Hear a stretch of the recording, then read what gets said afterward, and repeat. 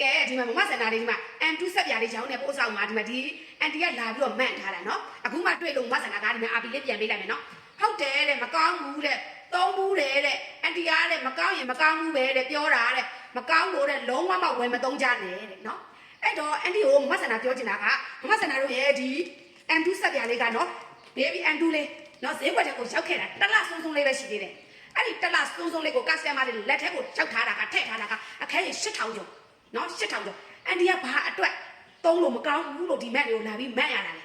အဲ့တော့နော်မဆန္ဒကနော်ဘာတွေအတွက်ကိုကောင်းတယ်ဘာတွေကိုပြောက်တယ်ဆိုတာဘယ်နှစ်ရက်အတွင်းပြောက်တယ်ဆိုတာကိုမဆန္ဒကပြောပြပေးလိုက်ပြီနော်အန်တီကအနံစိုးတက်သုံးချင်တာလားအနံစိုးတွက်သုံးချင်တာဆိုလို့ရှိရင်ရတော့ဒီ baby and 2လေးကိုတစ်ချိန်ပဲသုံးတစ်ချိန်သုံးတာနဲ့အနံစိုးတွက်ကတော့တစ်ချိန်သုံးတာနဲ့တစ်ချိန်အရှင်းပြောက်တယ်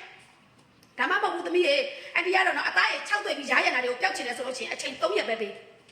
အချိန်3ရက်နဲ့နော်6သွေးရားရနာတွေကိုပြောက်စေရမယ်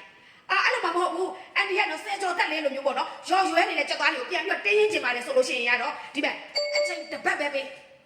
အဲ့တော့မဆန္ဒတို့ရဲ့အန်တီစက်ပြားလေးကဗရန်ပေါင်တာကတော့ဒီလိုမျိုးအတိုင်းလေးပဲရောင်းတာနော်အဲ့တော့အန်တီကိုလေမဆန္ဒကစေတနာမြတ်တာလေးရှိလို့မပိုက်အိမ်လေးပါလက်ဆောင်ထည့်ပေးလိုက်ဦးမသုံးရတာအဆင်ပြေလို့မဆန္ဒတို့ပြောတဲ့အတိုင်းမဟုတ်ခဲ့ဘူးဆိုလို့ရှိရင်နော်မဆန္ဒကိုချက်ချင်းဟန်လိုလိုက်ပါရှင်နော်ဒလီကပါပြန်ရမယ်ဒီဝယ်တဲ့ဟိုပစ္စည်းရဲ့တန်ဖိုးတွေမကဘူးအန်တီတို့ကိုလာပို့တဲ့ဒလီကပါမဆန္ဒဘက်ကပြန်ပြီးတော့အမ်းပေးပါပါရှင်ကျေးဇူးပါ